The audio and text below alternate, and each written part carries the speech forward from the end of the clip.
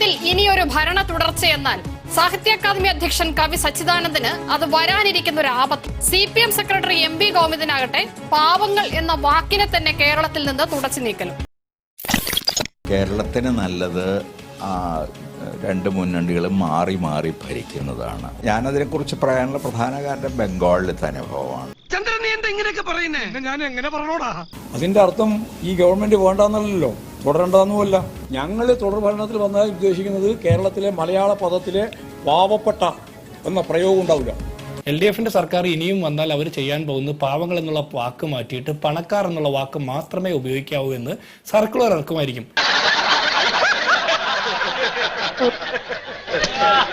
കാരണം ഈ തോന്നിവാസമൊക്കെ കാണിക്കുന്ന മന്ത്രിമാരെ ബഹുമാനപ്പെട്ട എന്ന് നിർബന്ധമായിട്ടും വിളിക്കണമെന്ന് സർക്കുലർ ഇറക്കിയ പോലെ പണക്കാർ എന്നുള്ള വാക്ക് മാത്രമേ ഇനി ഉപയോഗിക്കാവൂ എന്ന് കേരളത്തിലെ കിങ് ജോങ് ഉന്നിന്റെ ഉത്തരവ് വരുമായിരിക്കും. വലിയ തമാശക്കാരായി മാറിക്കൊണ്ടിരിക്കുക. എത്ര എളുപ്പത്തിലാ മനുഷ്യരെ ചിരിപ്പിക്കാൻ പറ്റുക. പണ്ട് MB ഗോവിന്ദൻ പറഞ്ഞ് കേരളത്തിലെ ഹാപ്പിനെസ് ഇൻഡെക്സ് കൂടുതലാണെന്ന. ആളുകൾക്ക് യഥാർത്ഥത്തിൽ സന്തോഷമൊന്നും ഇല്ലെങ്കിലും ആളുകൾ ചിരിക്കുന്നുണ്ട് നന്നായിട്ട്.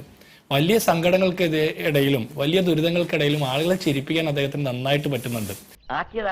അല്ല, CPM-നെ കുറിച്ച് അദ്ദേഹം ഇപ്പോൾ പറഞ്ഞ കാര്യങ്ങൾ ഒരു മതനിരപേക്ഷ ഗവൺമെന്റിനെ തകർത്ത് ഒരു വർഗീയ ഗവൺമെന്റ് വരുത്താൻ വേണ്ടി എല്ലാ വിഭാഗം ആളുകളും കിണഞ്ഞു പരിശ്രമിച്ചുകൊണ്ടിരിക്കുന്ന ഒരു സാഹചര്യത്തിൽ ആ മതനിരപേക്ഷ ഗവൺമെന്റിനെതിരെ നിലപാട് സ്വീകരിക്കുന്നവർക്ക് ഗുണകരമാകുന്ന തരത്തിലേക്ക് ഇപ്പൊ മാറിക്കൊണ്ടിരിക്കുകയാണ്. നിങ്ങൾ പറഞ്ഞത് ശരിയാണ്. 52 രൂപ ഉണ്ടായിരുന്ന കരിമീൻ ഇപ്പൊ 85 രൂപയാണ്. ഇക്കണക്കിന് എങ്ങനെ ജീവിക്കാം? ഏതെങ്കിലും ഒരു ഗവൺമെന്റിന്റെ കാലം വച്ചുകൊണ്ടല്ലോ അതിനെ അളക്കേണ്ടത്. ഞങ്ങളെ സംബന്ധിച്ചിടത്തോളം ജനങ്ങൾക്ക് മുന്നിൽ അവതരിപ്പിച്ച മുഴുവൻ കാര്യങ്ങളും നടപ്പാക്കുവാനുള്ള ആത്മാർത്ഥമായിട്ടുള്ള ശ്രമമാണ് ഞങ്ങൾ നടത്തിയത്. അങ്ങനെ പറഞ്ഞു കൊടുക്കണം. കേരളം ദാരിദ്ര്യത്തെ ചരിത്രത്തിന്റെ പേജുകളിലേക്ക് നാടുകടത്തി എന്നാണ് ലണ്ടനിലെ പത്രത്തിൽ അച്ചടിച്ചു വന്നത്. അമേരിക്കയിലെ ഏറ്റവും വലിയ പത്രമായ വാഷിംഗ്ടൺ പോസ്റ്റിൽ എ കമ്മ്യൂണിസ്റ്റ് സക്സസ് ലാൻഡ് എന്ന് പറഞ്ഞ് വാർത്ത വന്നതും നമ്മൾ കാണുകയാണ്. പറയാൻ കഴിയുന്ന കാര്യങ്ങളെല്ലാം ചെയ്ത കാര്യങ്ങൾ പറയും. മൂന്നാം പിണറായി ഭരണ തുടർച്ച ആഗ്രഹിക്കുന്നു തന്നെയാണോ? ഇടതുപക്ഷത്തിന്റെ ഭരണ തുടർച്ച വേണമെന്നും അത് ഈ കേരളത്തിന് അനിവാര്യമാണെന്നും ഈ ഭരണം തുടരണമെന്ന് തന്നെയാണ് ജനങ്ങൾ ആഗ്രഹിക്കുന്നത്. അതുകൊണ്ട് ആർക്കും ഞങ്ങളെ വിമർശിക്കാം. ഞങ്ങളുടെ കുറവുകളുണ്ടോ ചൂണ്ടിക്കാണിക്കാം. അതുപോലെ തന്നെ നിർദ്ദേശങ്ങളുണ്ടോ അതും ചൂണ്ടിക്കാണിക്കാം. ഒരു 50 വർഷത്തിന് ശേഷമുള്ള കേരളത്തെ നിർമ്മിക്കാൻ വേണ്ടി ഞാൻ അരുൺകുമാറോട് ഒരു കാര്യം ചോദിക്കാം. നിങ്ങൾ 50 വർഷം കഴിഞ്ഞിട്ടുള്ള കേരളത്തെ സ്വപ്നം കണ്ട് അത് സൃഷ്ടിക്കാൻ വേണ്ടിയാണല്ലോ പണി നടത്തുന്നത്. ഇപ്പോഴത്തെ കേരളത്തിന്റെ അവസ്ഥ ഇതാണെങ്കിൽ 50 വർഷം നിങ്ങൾ തുടർച്ചയായിട്ട് ഭരിച്ചുള്ള അവസ്ഥ എന്തായിരിക്കും? ഇപ്പോ MB ഗോവിന്ദന് ജയ് വിളിക്കാൻ വേണ്ടിയിട്ട് വന്ന അന്യസംസ്ഥാന തൊഴിലാളികൾ അവർ എവിടെ നിന്ന് വന്ന ആളുകളാണ് നിങ്ങൾ എപ്പോഴെങ്കിലും ആലോചിച്ചിട്ടുണ്ടോ? നിങ്ങൾ 10-30 കൊല്ലക്കാലം തുടർച്ചയായിട്ട് ഭരിച്ച നാട്ടിൽ നിന്ന് അവർ ഇവിടേക്ക് വരേണ്ടി വന്നത്. അതെന്തുകൊണ്ട് അങ്ങനെ വരുന്നതെന്ന് നിങ്ങൾക്ക് മനസ്സിലായിട്ടുണ്ടോ? നിങ്ങൾക്ക് മനസ്സിലാകാത്തതിന്റെ പ്രശ്നമാണ് ഫാസിസ്റ്റം, അടിമത്തം എന്നൊക്കെ പറഞ്ഞ നിങ്ങൾ ഒറ്റ നേതാവിന്റെ ചുറ്റിലും ഇങ്ങനെ വട്ടം കറങ്ങിക്കൊണ്ടിരിക്കുക. 100% ഞാൻ യോജിക്കുന്നു. നിങ്ങൾ പുറത്തേക്ക് നോക്കുന്നില്ല, മനുഷ്യരെ മനസ്സിലാക്കുന്നില്ല. നിങ്ങൾക്ക് എന്തോ കുഴപ്പം സംഭവിച്ചിട്ടുണ്ട്. നിങ്ങൾ നശിച്ചു പോകണമെന്നല്ല ഞങ്ങളുടെ ആഗ്രഹം, പക്ഷെ നിങ്ങൾക്ക് കുറച്ച് വകതിരിവ് കിട്ടണമെന്ന് ഞങ്ങൾക്ക് ആഗ്രഹമുണ്ട്. 50 കൊല്ലം കഴിഞ്ഞുള്ള കേരളം സൃഷ്ടിക്കാൻ വേണ്ടി ഇപ്പൊ നിങ്ങൾ ജാഥ നടത്തുന്നത് കുഴപ്പമില്ല. പക്ഷെ ഈ പറഞ്ഞതൊന്നും സച്ചിദാനന്ദന് മനസ്സിലാകാത്ത എന്താ? സാറാ ജോസഫിന് മനസ്സിലാകാത്ത എന്താ? നിങ്ങളുടെ തന്നെ പാർട്ടിയുടെ സഖാക്കന്മാർക്ക് മനസ്സിലാകാത്ത എന്താ? അതൊന്നും എനിക്കറിയാൻ മേല.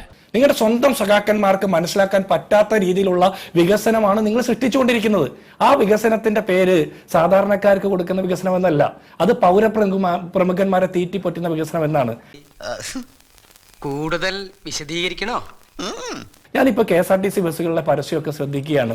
മാലിന്യ വിമുക്തമായ കേരളത്തിന് ലോകത്തിലെ ആദ്യമായിട്ടുള്ള എന്തോ പദ്ധതി നടപ്പാക്കിയെന്ന് പറയാം. നിങ്ങൾ ആ ബ്രഹ്മപുരം മാലിന്യ പ്ലാന്റിന് തീയിട്ട് 10-23 കിലോമീറ്റർ ആകാശ ദൂരത്തിൽ ആളുകൾ പുകയും കരിയും ശ്വസിച്ച് ആളുകൾ വലിയ ബുദ്ധിമുട്ടിലായ കാര്യം ഞങ്ങൾക്കറിയാം. നിങ്ങളുടെ മാലിന്യ സംസ്കരണത്തിന്റെ മഹത്തായ മാതൃകയെ കുറിച്ച് പറയണ്ട. ആരോഗ്യരംഗം തകർന്നു. ആശുപത്രിയിൽ ഇടിഞ്ഞു വീണ് മനുഷ്യർ മരിക്കുന്നു, മരുന്നില്ല, ശസ്ത്രക്രിയ മുടങ്ങുന്നു.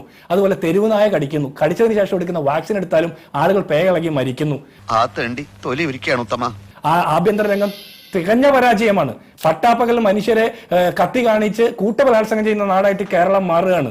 കാപ്പ കേസിലെ പ്രതിയെ മാലയിട്ട് സ്വീകരിച്ച മുദ്രാവാക്യം വിളിച്ചത് കേരളത്തിലെ വനിതാ ശിശുക്ഷേമ വകുപ്പ് മന്ത്രി കൂടിയായിട്ടുള്ള വീണ ജോർജാണ്. നിർത്തിയങ്ങ് അവമാനിക്കുവാണെന്ന്. ഇനി അരുൺകുമാർ പറഞ്ഞ പോലെ 900 കാര്യങ്ങൾ നടപ്പാക്കിയെങ്കിൽ ഈ ജനങ്ങൾ എന്തുകൊണ്ടാണ് നിങ്ങൾക്ക് എതിരാവണേ? നിങ്ങൾക്ക് എന്താ മനസ്സിലാകാത്തെ? അത്ര പെട്ടെന്ന് മനസ്സിലാക്കിയെടുക്കാനുള്ള ബുദ്ധി അതിനുണ്ടോടാ? ദേശീയപാത ഉദ്ഘാടനം ചെയ്ത് ചിരിക്കാമെന്ന് മുഖ്യമന്ത്രി വിചാരിക്കേണ്ടതില്ല എന്ന് പ്രസംഗിച്ച നേതാവിന്റെ പേര് കെ മുരളീധരൻ എന്ന.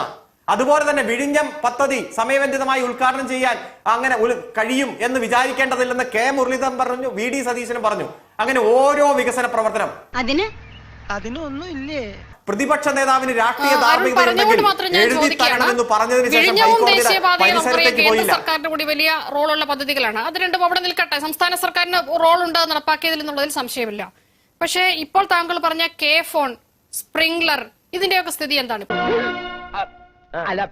അത് പിന്നെ കെ ഫോൺ 1.25 ലക്ഷം പേർക്ക് കണക്ഷൻ കൊടുത്ത് അത് ബഹുദൂരം മുന്നോട്ട് പോകുന്നു.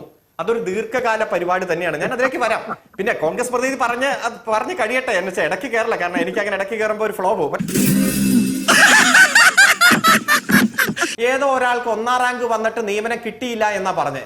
നിങ്ങൾക്കറിയോ 87 പേർക്ക് ഒരു ദിവസം നിയമനം കൊടുക്കുന്നു. 87 പേർക്ക്. ഞാൻ ഒന്നുകൂടെ ഇടപെടുന്നതിൽ ക്ഷമിക്കണേ. തൊഴിലിന്റെ കാര്യം പറഞ്ഞതുകൊണ്ടാണ്. കേരളത്തിലെ തൊഴിലില്ലായ്മ നിരക്ക് ഇപ്പോൾ എത്രയാണ്?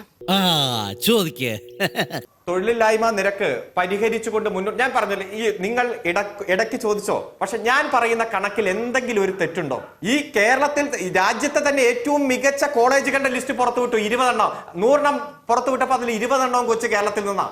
ഇവൻ നമ്മളെ കുഴപ്പിക്കാനുള്ള പരിപാടി, ഇവനിതിൽ എന്തോ കൈയുണ്ട്.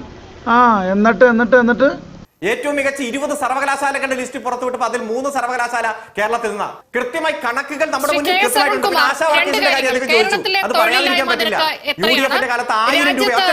എത്രാമതാണ് കേരളം തൊഴിലില്ലായ്മ നിരക്കിന്റെ കാര്യത്തിൽ? കേരളത്തിലെ സർവകലാശാലകളിലും കോളേജുകളിലുമായി ബിരുദ സീറ്റുകൾ എത്ര എണ്ണം ഒഴിഞ്ഞു കിടക്കുന്നു?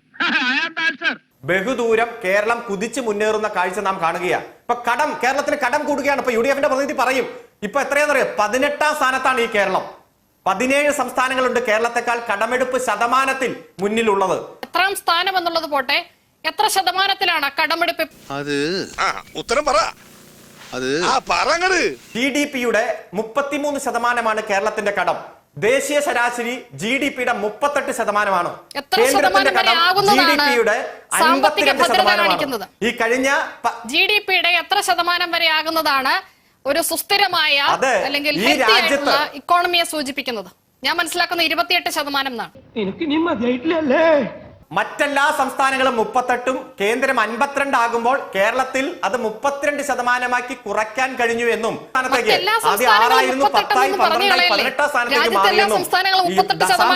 കടമെടുത്തിരിക്കുന്നു. എന്നാണോ ശ്രീ അരുൺകുമാർ മനസ്സിലാക്കുന്നത്? ശരാശരി. ഇയാൾ എന്ത് കള്ളമാണ് ഈ പറയുന്നത്? തലയ്ക്ക് സുഖമില്ലാണ്ടായ എന്താ ചെയ്യാ? ശ്രീ അരുൺകുമാർ, എന്റെ ചോദ്യം ഏറ്റവും അടിസ്ഥാനപരമായ പ്രശ്നമാണ് ഒരു സംസ്ഥാനത്തെ തൊഴിലില്ലായ്മ. ഞാൻ ആവർത്തിച്ച് ചോദിക്കുകയാണ്. താങ്കൾ ഇത്ര ഉറപ്പോടുകൂടി പറയുമ്പോൾ കേരളത്തിലെ തൊഴിലില്ലായ്മ നിരക്ക് എത്ര ശതമാനമാണ്? രാജ്യത്ത് എത്രാം സ്ഥാനത്താണ് തൊഴിലില്ലായ്മയുടെ കാര്യത്തിൽ കേരളം? താങ്കൾ വിദ്യാഭ്യാസത്തെ കുറിച്ച് പറഞ്ഞു. കേരളത്തിലെ കോളേജുകളിൽ ബിരുദ സീറ്റുകൾ മാത്രം എത്ര ശതമാനം ഒഴിഞ്ഞു കിടക്കുന്നു? എന്താ ഉറക്കം വരുന്നു? അല്ലല്ല, കുറച്ചുപേര് ഇവിടെ അലമ്പുണ്ടാക്കാൻ തന്നെയായിട്ട് വന്നിരിക്കുന്നുണ്ട്. കേരളത്തിലെ ബിരുദ സീറ്റുകളിൽ 35%, ബിരുദാനന്തര ബിരുദ സീറ്റുകളിൽ 40% ഒഴിഞ്ഞു കിടക്കുന്നു എന്നാണ്. അത് തെറ്റാണെങ്കിൽ താങ്കൾക്ക് തിരുത്താം. ദൈവമേ, മൂർഖനെയാണല്ലോ ചവിട്ടിയത്. തൊഴിലില്ലായ്മ നിരക്കിനെ കുറിച്ച് ഞാൻ ആവർത്തിച്ച് ചോദിച്ചു. ഡിവൈഎഫ്ഐ പോലുള്ള പ്രസ്ഥാനങ്ങൾ രാജ്യത്താണ് സമരം നടത്തുന്നതാണ് തൊഴിലില്ലായ്മ പ്രശ്നത്തിൽ.